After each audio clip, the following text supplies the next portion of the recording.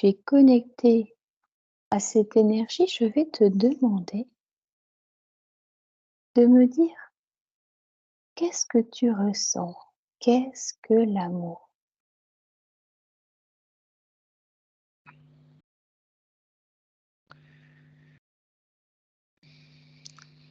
C'est d'abord la première chose que je vois, c'est de la lumière. C'est une lumière, c'est une fréquence lumineuse. C'est ça se manifeste comme une lumière, mais c'est plus que ça. Mais on le voit, on le perçoit comme une lumière blanche. C'est vivant, c'est une lumière vivante. Et c'est une lumière qui imprègne tout, qui connecte tout. Mmh. C'est Quand tu comme une espèce de glue universelle, mais c'est différent d'une glue parce que c'est vivant et c'est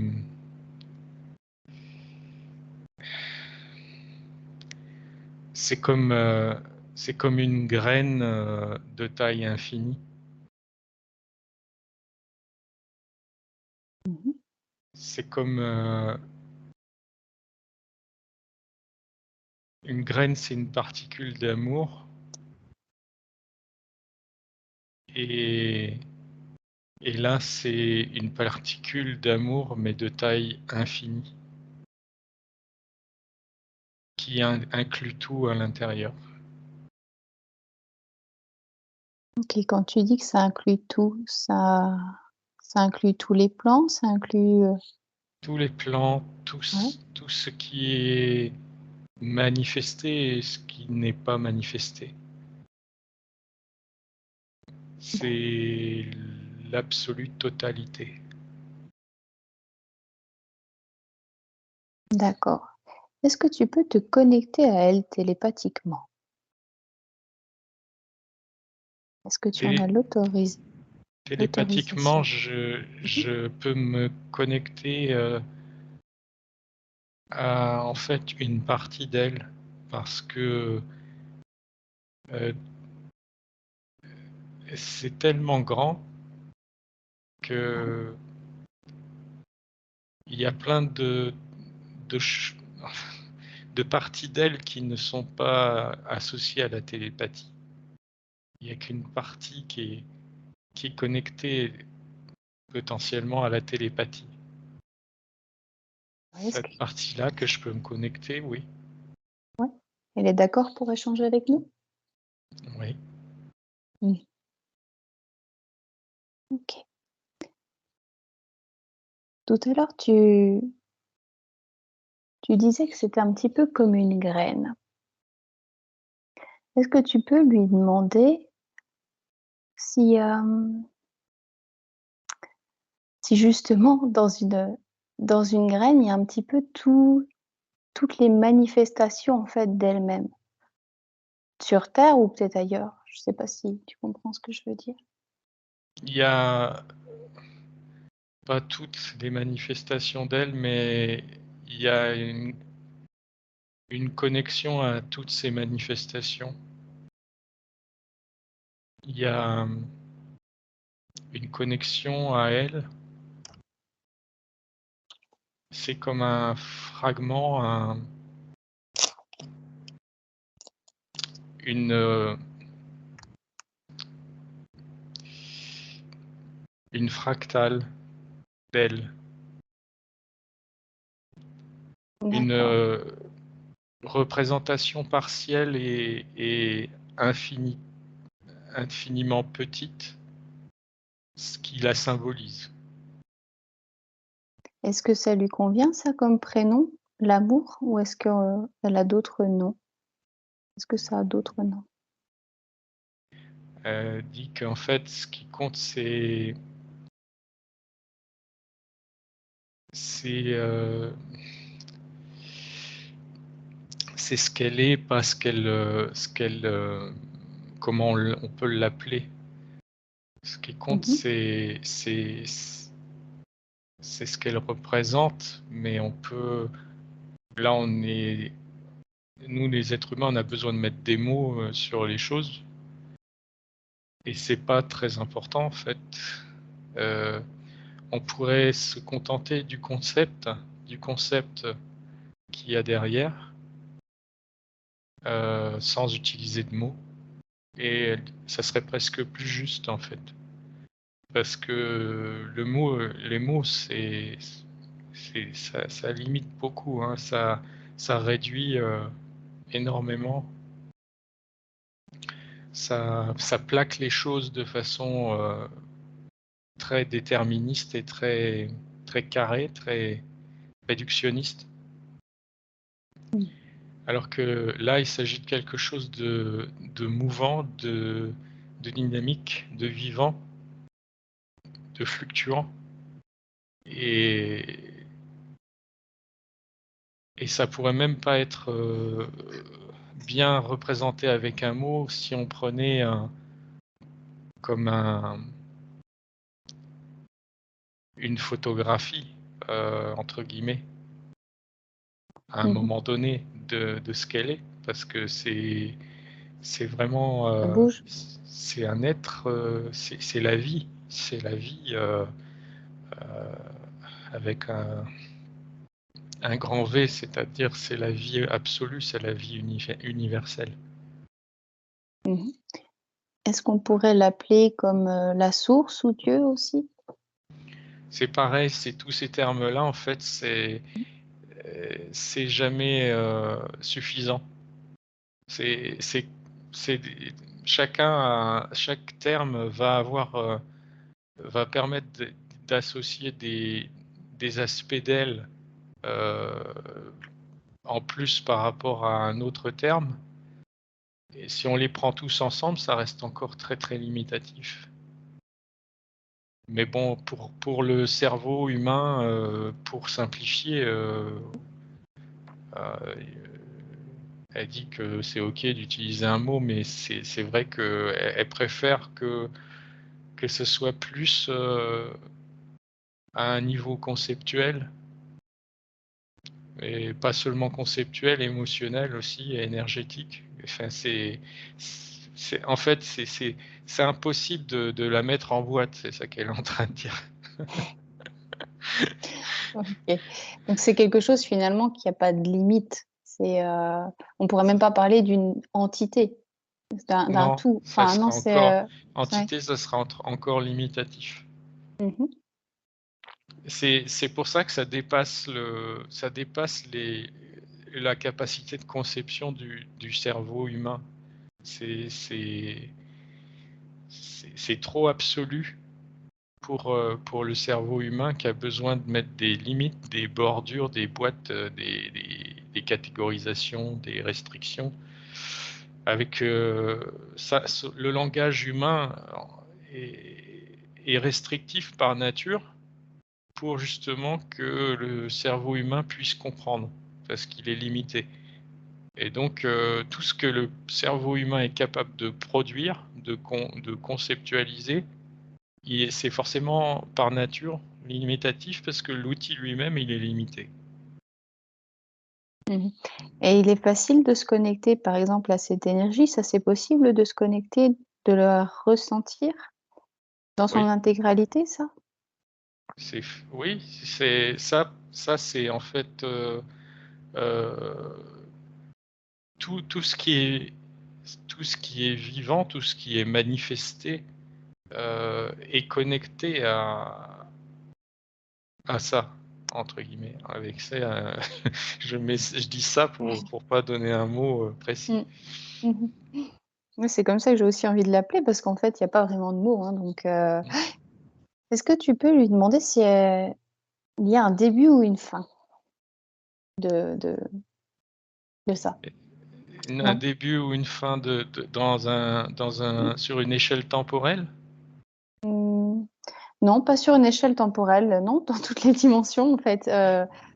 Tu dis qu'elle est infinie, finalement, il n'y a pas de pas la mettre dans un cadre, quoi. C'est pas Oui, de comme le Big Bang en fait ou ce genre de choses. Non, c'est pas possible. c'est infini. C'est infini. Il n'y a pas de. On peut pas dire il y a là ça existe et là ça n'existe pas. C'est partout. OK. Et quand tu parles de mouvement dynamique, que ça bouge, que c'est vivant, comment est-ce que ça se comporte, se manifeste? Eh bien, à travers tous les êtres vivants, euh, ça se manifeste notamment par du mouvement. Ça peut être à l'échelle microscopique, le mouvement des particules subatomiques, et puis ça peut être à l'échelle macroscopique ou, par exemple, les mouvements d'un corps physique. C'est tout ce qui est mouvement, en fait, et vie. Mmh. Et justement, dans tout ce qui est mouvement, tout ce qui vit, à l'intérieur de tout ça, il y a d'autres concepts, d'autres choses qui peuvent vivre comme des émotions, des choses peut-être plus basses en fréquence, ça fait partie aussi d'elles, ça? Toutes les manifestations de mouvement, que ce soit physique, énergétique, émotionnel, tout mouvement, en fait, est de la vie, fondamentalement. Et Maintenant c'est juste une expression partielle de ce qu'elle est. OK. Si on prend par exemple, une émotion entre guillemets «négative», peut-être de la colère, comment elle s'exprime à travers ça? Parce qu'elle, c'est l'amour, c'est tout, c'est, L'amour, l'amour c'est c'est une partie, heu, de ce qu'elle peut exprimer. Elle peut se manifester aussi, de plein d'autres façons. Hem, Cet amour, c'est pas l'amour, nécessairement, compris, par l'être humain comme quelque chose d'immédiatement évident. Heu, s Par exemple, heu, faire, quand on éduque un enfant, on peut être amené à le punir, mais en fait, on le punit par amour, parce qu'on veut l'éduquer. mmh Et l'amour, ça peut inclure, la punition. D'une certaine façon, ça peut inclure des choses qui peuvent sembler a priori comme, de basse fréquence. Mais en fait, ça comprend l'amour, c'est inclus dans l'amour. Et il faut regarder heu, l'évolution d'une âme avec toutes comme un enfant qui est éduqué, avec toutes les chutes, les erreurs et tout le processus d'éducation qui va faire que, par amour, il va évoluer et il va avancer sur son chemin spirituel. Et l'amour, Donc c'est tout ça aussi. Ça veut dire que ça peut être aussi, à un moment donné, ça peut être aussi, des émotions qu'on qualifie, de ne faisant pas partie de l'amour parce qu'on les regarde de trop près, comme un enfant qui regarde juste la douleur, de son erreur, alors que quand il devient adulte, il voit bien que, si son père ou sa mère l'a laissé, faire cette erreur, c'était par amour. Mais c'est seulement plus tard qu'il le voit, il lui faut prendre de la distance. Et bien, pour le parcours de l'âme, c'est la même chose. Le parcours de l'âme, passe par des erreurs, par des douleurs, ça fait partie de l'amour parce que c'est sur son chemin spirituel. Et c'est pour ça que ça existe. Sinon, ça n'existerait pas, ça ne serait pas toléré. Aussi dur que ces épreuves, au moment où elles sont vécues, soient-elles. Et c'est pour ça que la notion d'amour, elle doit être comprise de façon plus globale, plus large, en intégrant avec elle ce qu'on considérerait comme des choses de basse fréquence. Mmh. Parce que finalement, c'est nous qui mettons dans des cases qu'on qualifie d'eux, mais ça va au-delà de ça. C'est un peu comme si on avait des œillères, en fait. C'est un peu comme si on mettait, on regardait les choses de trop près, Mmh. pas assez avec distance. On regarde pas assez les choses globalement. Mmh. Et elle dit que si on prend vraiment de la hauteur en termes de parcours d'âme, on comprend mieux ce que c'est que l'amour, vraiment. Mmh. OK, donc finalement, c'est comme si elle nous donnait un conseil. C'est pour l'apercevoir à Ben, travers à la les fois pour mieux la comprendre, oui, et ouais. puis aussi pour mieux comprendre pourquoi on est amené à vivre parfois des choses difficiles. Parce que vu de ce point de vue-là, c'est juste des étapes, heu, du processus d'amour, du processus de vie. Est-ce qu'elle a un conseil par rapport à ça? Et justement, le conseil, c'est de prendre de la hauteur. C'est de regarder, de pas mettre juste le nez, devant, l'événement ou la situation, mais de regarder son sens à une autre échelle plus grande, plus globale en termes de parcours d'âme. Et ça, si on c'est quelque chose que beaucoup d'êtres humains ont besoin de développer. Mmh. Est-ce que justement on peut se concentrer sur les êtres humains? Est-ce que tu peux regarder si, tout le monde est connecté à cet amour? Est-ce qu'ils en ont conscience? Alors, c'est 2 questions Mmh. différentes. Les êtres, humains qui ont une âme sont tous connectés à cet amour, et parmi ceux qui ont cette âme et qui sont connectés à cet amour, il y en a qu'une partie qui en ont conscience. OK. Quand tu parles justement des personnes qui ont une âme, on va s'occuper sur les personnes qui n'ont pas d'âme, qu'on qualifie de personnes qui n'ont pas d'âme. Est-ce que eux, ils font partie de l'amour quand même ou pas? Oui, mais sous une forme différente. Parce que, ce sont des énergies, donc c'est des énergies qui sont vivantes aussi, ça fait partie de l'amour, mais c'est manifesté sous une forme différente.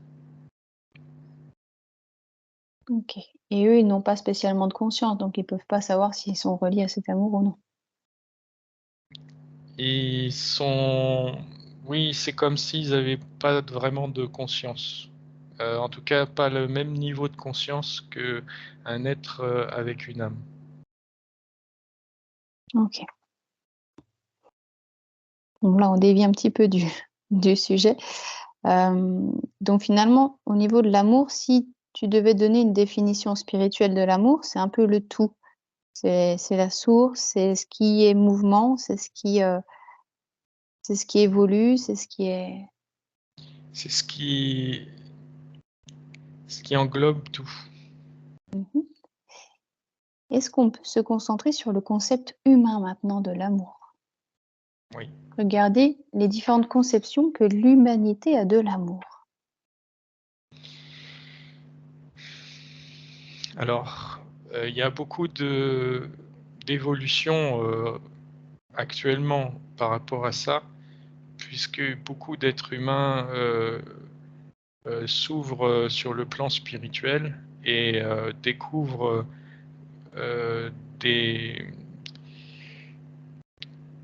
redécouvre des aspects de l'amour qu'ils avaient oubliés. Il y a encore beaucoup d'êtres humains qui ont une conception de l'amour qui est encore plus étriquée,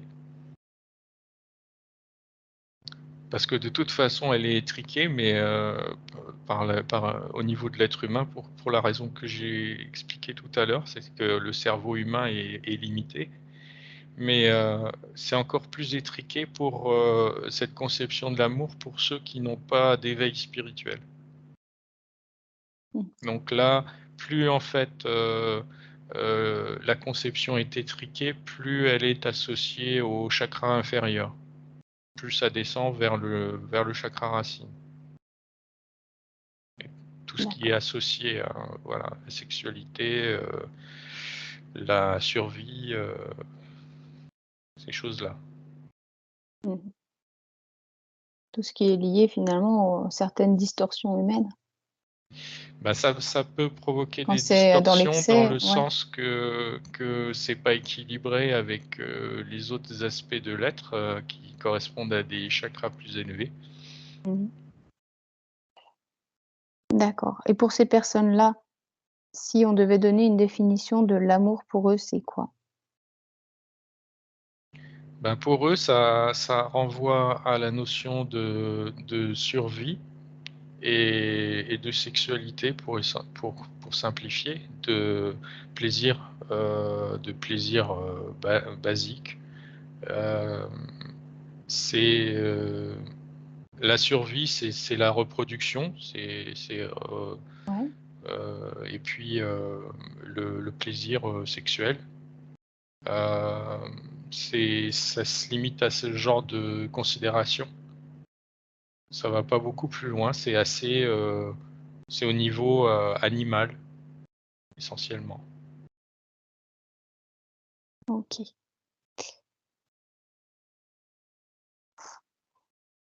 et pour cette catégorie-là, finalement, on pourrait aussi parler d'amour conditionnel, c'est ça? Et non inconditionnel? C'est qu'on aime sous condition? De toute façon,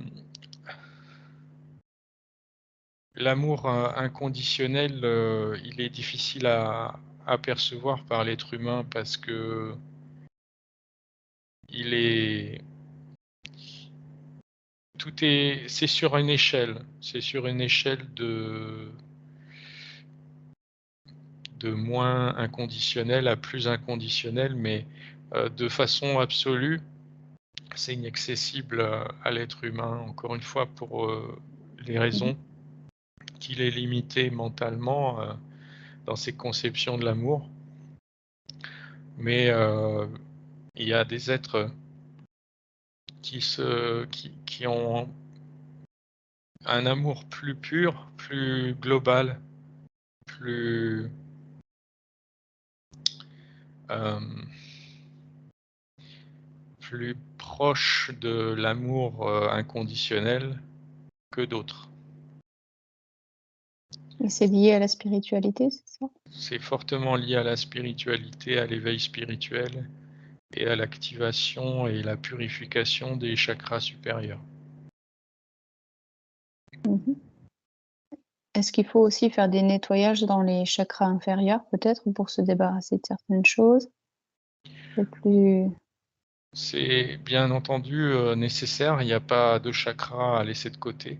mmh. C'est i le processus d'éveil, est un processus global à tous les niveaux de l'être et les chakras inférieurs sont aussi importants que les autres.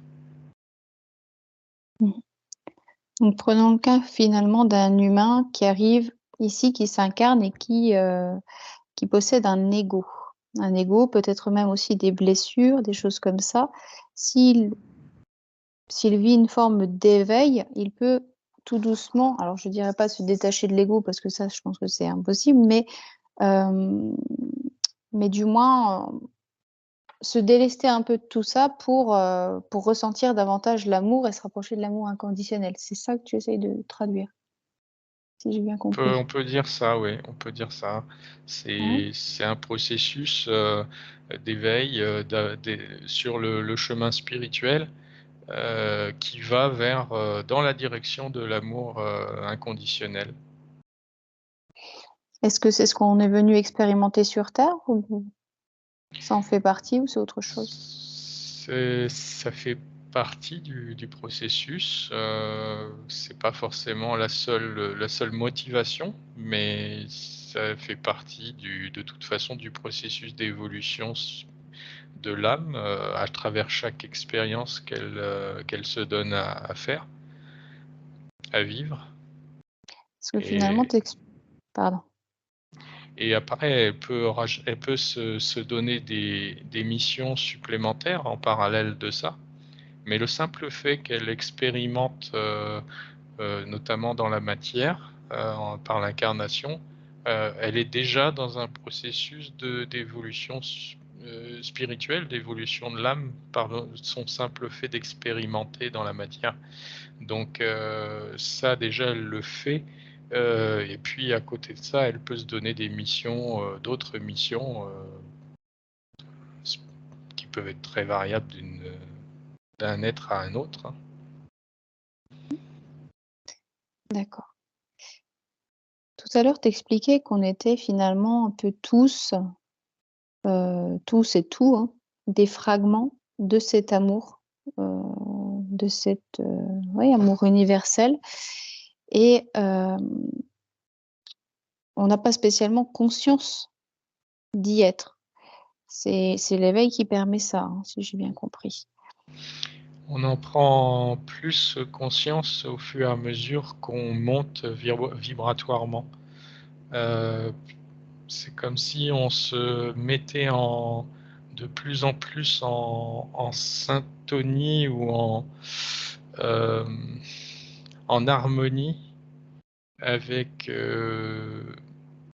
avec, ces fréquences, les plus élevées qui correspondent à l'amour inconditionnel.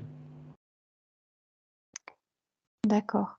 Est-ce que tu peux demander à cet amour, à la source, de nous montrer une espèce qui est relativement proche d'elle, du moins qui en a davantage plus conscience que, certains humains?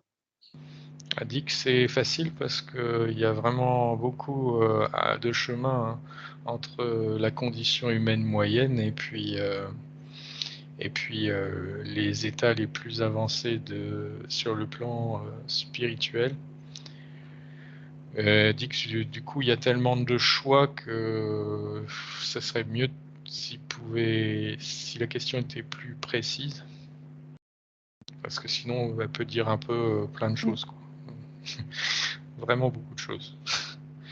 Parce qu'il y a Prenons il y a beaucoup d'êtres extraterrestres qui sont, déjà beaucoup plus avancés, ou intraterrestres ou même d'autres qui vivent, sur la planète Terre discrètement, qui sont beaucoup plus avancés sur ce chemin-là que l'être humain moyen.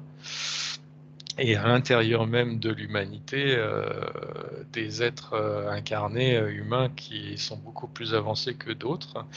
Et puis enfin, dans les mondes non incarnés, il y a aussi une grande quantité d'êtres, qui ne choisissent pas de s'incarner et qui, ont des évolutions, bien plus avancées sur ce chemin-là. Ça peut être, des individus ou des groupes d'individus qui vivent tellement en harmonie les uns avec les autres qu'ils forment comme des super unités, on va dire, comme j'aime pas trop le mot égrégore parce que des fois il est mal interprété, mais, c'est une forme de regroupement d'âmes, on va dire. C'est comme des super âmes ou, des groupes, qui se fusionnent, sont tellement proches, heu, tellement connectés les uns aux autres qu'il n'y a plus vraiment de séparation entre, chacun d'eux. C'est comme des espèces de... On peut visualiser ça comme un nuage. Un nuage, ça bouge. Il y a des moments où il y a plusieurs morceaux, puis des fois ça se fusionne en un seul morceau, puis après ça se bouge encore. Et on peut imaginer ces groupements d'âmes comme des petits nuages qui se regroupent et puis qui sont tous connectés les uns aux autres. On n'en a plus l'impression que c'est plusieurs nuages, on a l'impression que vous n'en est plus qu'un. Et puis des fois ça bouge encore, ça évolue, ça grossit ou ça diminue.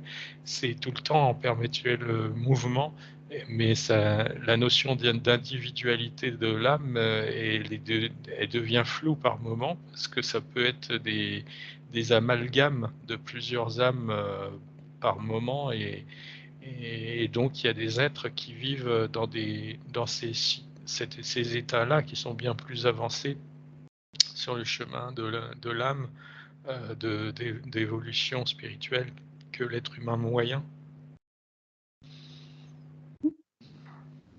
La dernière fois, on avait fait une séance sur les anges. Comment est-ce qu'ils se situent par rapport à nous? Comment ils ressentent et perçoivent l'amour?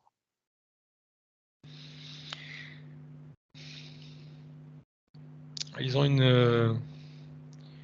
une conception déjà beaucoup plus globale. Donc je parlais tout à l'heure d'une vision plus globale de l'amour. Ben, eux, ils sont déjà dans une évolution qui fait qu'ils ont une perception plus globale de l'amour, et ils comprennent mieux, ils ont vraiment beaucoup mieux intégré ces différentes dimensions de l'amour inconditionnel qui sont à remettre en parallèle avec cette histoire d'éducation du parent qui va punir son enfant à un moment donné parce que par amour pour l'éduquer. C'est cette compréhension plus globale qu'ils ont de l'amour, elle est bien intégrée en eux, et ce niveau de compréhension est bien différent de l'être humain moyen. Et c'est pour ça aussi que il y a autant de capacité de compassion, parce que ils comprennent les parcours, les erreurs, comme un adulte qui voit un enfant faire une erreur. Il comprend la douleur qu'il peut ressentir à un moment donné, il comprend la sensation de l'échec sur le moment. Le parent comprend ça parce qu'il l'a vécu dans son parcours d'âme d'une façon ou d'une autre, et il a beaucoup de compassion en fait pour son enfant parce qu'il le voit, il voit les choses telles qu'il a pu vivre des choses similaires, et donc les anges, ils peuvent regarder un être humain de cette façon-là, un peu comme un enfant qui fait ses erreurs, avec cette compassion qu'un parent peut avoir pour son enfant. Donc ils ont une perception de l'amour inconditionnel qui est beaucoup plus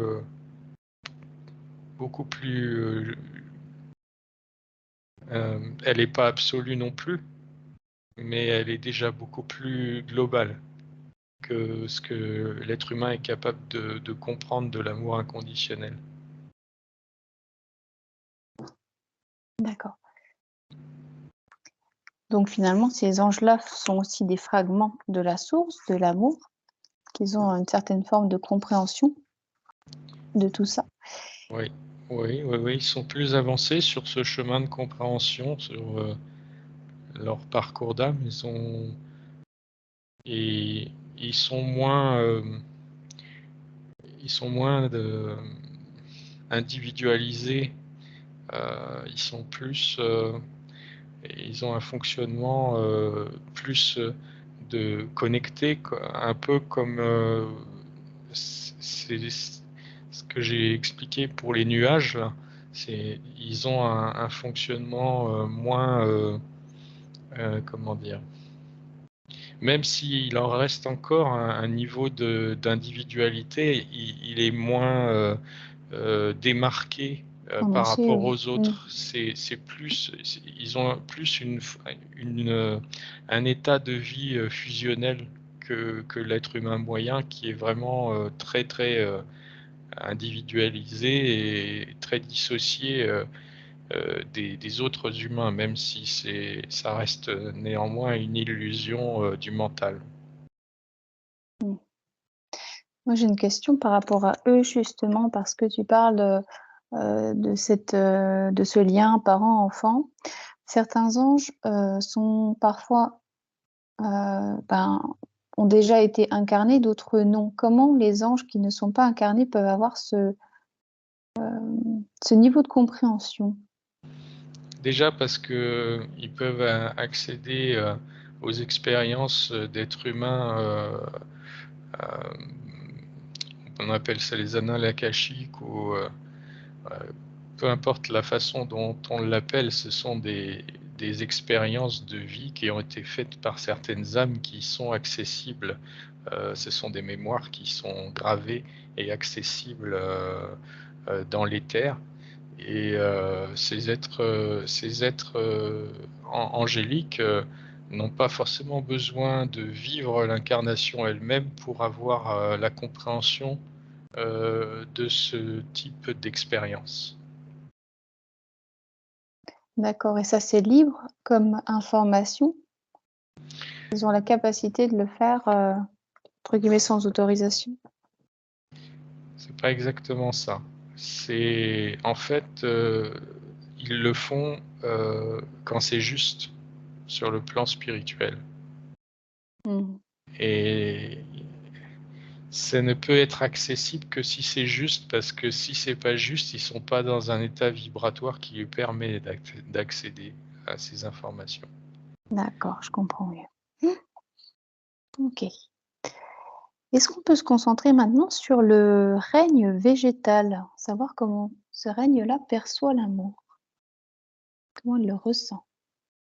Ce qui se manifeste à toi? Le règne végétal Mmh.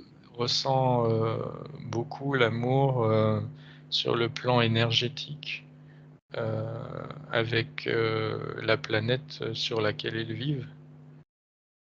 Et à travers la planète, avec les autres êtres végétaux sur lesquels ces végétaux poussent, sur les, je trouve pas mes mots.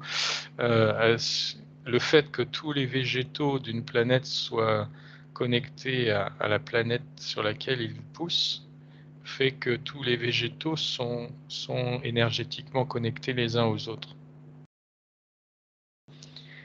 Et donc, ils ont ce sentiment de connectivité qui est vivant, qui est vivant, c'est comme un flux nerveux.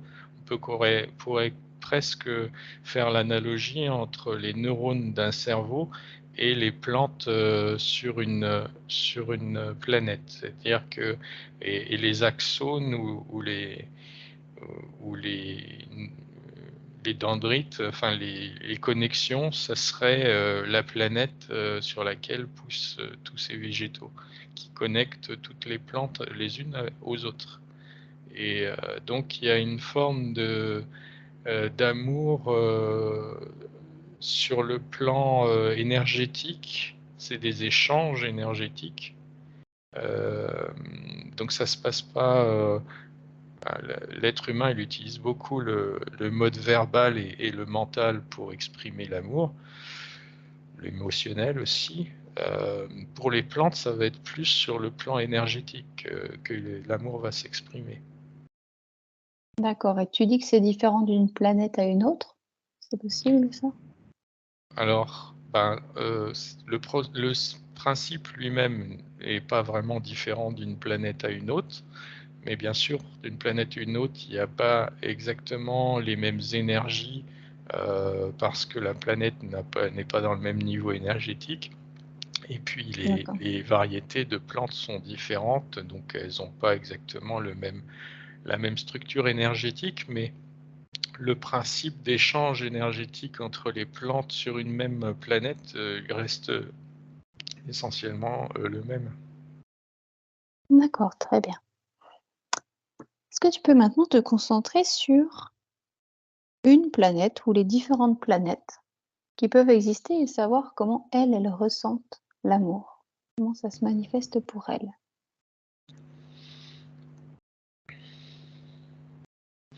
Alors pour une planète, l'amour, elle le ressent,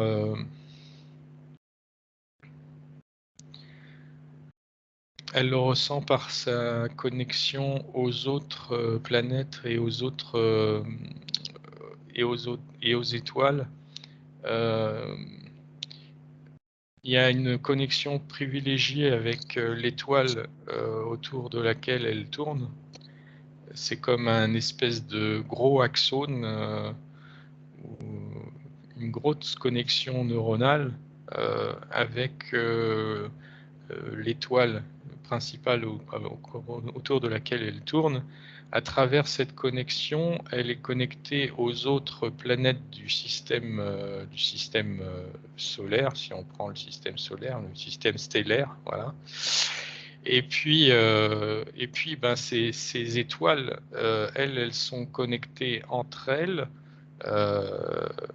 à travers essentiellement ce qui est au centre de chaque galaxie, les amas stellaires au centre des galaxies. Et donc en fait, toutes les étoiles sont connectées entre elles. C'est encore, c'est au niveau, c'est plus qu'au niveau énergétique. Là, c'est au niveau, ça passe au niveau informationnel et ça devient beaucoup plus subtil. C'est des plans subtils de connexion. C'est au-delà de l'énergétique. Et ces connexions-là, on peut dire que c'est comme des trous de verre, hein, c'est des connexions.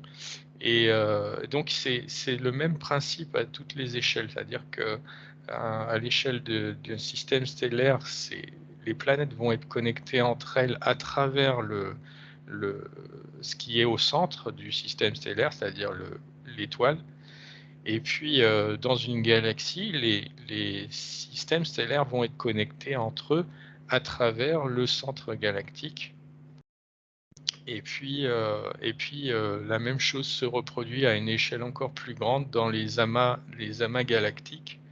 Les amas galactiques, il y a des zones qui sont centrales, qui sont plus concentrées, qui vont servir un peu de connexion entre les différentes galaxies. Et ça existe encore à une échelle encore plus grande. C'est toujours le même principe de connexion. Et ces connexions ont lieu dans l'infiniment petit aussi, de la même façon. C'est-à-dire que si on descend dans la matière, les noyaux atomiques vont servir de connexion de cet amour entre les particules qui tournent autour. Et c'est un principe fondamental en fait de connectivité sur un agencement circulaire sphérique. C'est-à-dire ce qui est au centre permet de connecter tout ce qui est autour. C'est toujours le même processus à toutes les échelles. C'est un processus universel et fondamental de la vie, de la connectivité de la vie. Et c'est pas par hasard si le cerveau humain fonctionne exactement aussi de cette façon-là, puisque le thalamus dans le cerveau, c'est celui qui va envoyer les connexions aux différentes zones du cortex, qui est tout autour, puisque le thalamus est au centre et le cortex est tout autour. C'est encore le même principe. En fait, notre cerveau, il nous donne une image du processus de répartition de l'amour. Et c'est grâce finalement à l'amour que tout ça est relié, fonctionne. et que la vie peut finalement, se manifester, être ce qu'elle est. Oui. OK, très bien. J'aimerais qu'on vérifie une dernière petite chose. Certaines personnes vont peut-être penser que des êtres, dits régressifs seraient déconnectés de l'amour. Est-ce que c'est vrai ça ou pas? Alors en fait, ils sont pas complètement déconnectés. Disons qu'ils sont connectés à un spectre, très limité de l'amour et celui qui vibre le plus bas et toutes les autres dimensions de l'amour, ils les ont pas en accès, en tout cas conscient. Mmh. OK. Prenons l'exemple d'une personne qui va se faire «parasiter» entre guillemets par un être régressif. Est-ce que c'est par amour que ça se fait? Ça dépend comment on regarde, la chose. Si on la regarde, de façon, heu, limitée, on va pas voir d'amour dans tout ça. Si on la regarde plus globalement, sur le parcours d'âme, qu'est-ce que ce parasitage va avoir permis de comprendre à la personne et qu'est-ce que ça va avoir permis à la personne de faire? Par exemple, une thérapie pour se libérer, pour évoluer. Eh bien, si on le regarde comme ça devient de l'amour. Mmh. Sachant qu'en plus tout à l'heure tu parlais de reliance, de choses qui se maintiennent ensemble. Moi, ça me fait vraiment penser à ça, c'est-à-dire que quand on a parfois des trous énergétiques, des choses comme ça, on va attirer à nous une autre part et il va y avoir comme une reliance qui va se faire, des choses qui vont s'approcher. Donc énergétiquement, ça se passe comme ça, c'est Oui, il y a une c'est forme il peut de il peut pas y avoir d'arrivée d'un être sans qu'il y ait une forme d'appel, mmh, heu sous une forme ou sous une autre, qui oui, correspond à des inconscient. taux vibratoires et par résonance, en fait, hein et donc c'est une forme d'amour, mais si on le regarde de trop près, on peut croire que ce n'est pas de l'amour du tout.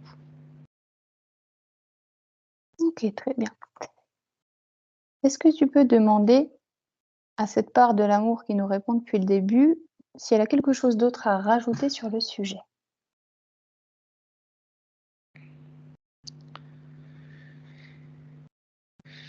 Elle dit que,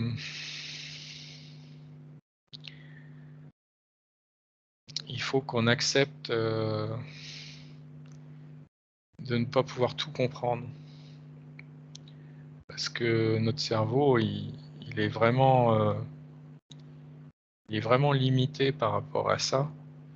Mais, on peut expérimenter des choses bien plus profondes sans nécessairement les comprendre avec le cerveau mental. On peut les expérimenter, à travers certains états de conscience, heu, pour dire des choses plus clairement, bah, ça peut être un certain état de méditation où on se sent connecté au tout et là, en fait, on a une, compréhension sans passer par le mental, mais par, une compréhension du cœur qui permet de mieux comprendre ce que c'est que l'amour. OK, je vois. Très bien. Eh bien, écoute, on va pouvoir la remercier pour tout ce qu'elle nous a apporté aujourd'hui en titre d'information, ouais. On va pouvoir